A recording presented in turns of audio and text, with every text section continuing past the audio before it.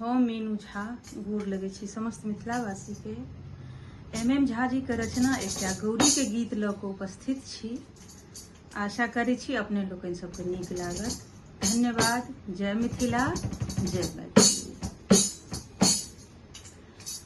गौरी ले अनिहे गुलाब, गुलाब गे मलिनिया, गौरी ले अनिहे गुलाब, गुलाब गे मलिनिया, गौरी ले अनिहे गुलाब।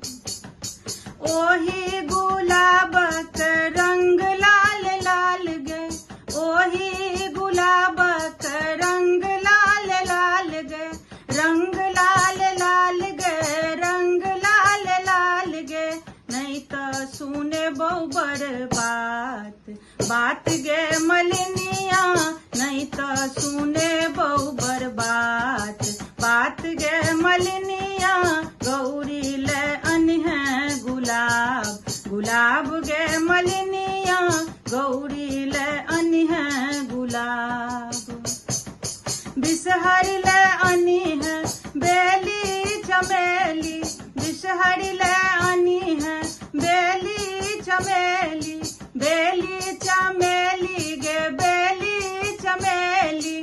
हरियर हरियर मैना पात, पात गे मलिनिया, हरियर हरियर मैना पात, पात गे मलिनिया, गौरी ले अनिहे गुलाब, गुलाब गे मलिनिया, गौरी ले अनिहे गुलाब।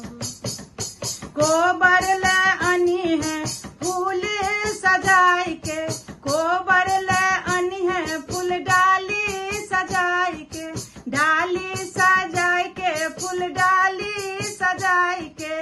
करिहे ने कोनो तू लाथ, लाथ गे मलिनिया, करिहे ने कोनो तू लाथ, लाथ गे मलिनिया, गौरी ले अनिहे गुलाब, गुलाब गे मलिनिया, गौरी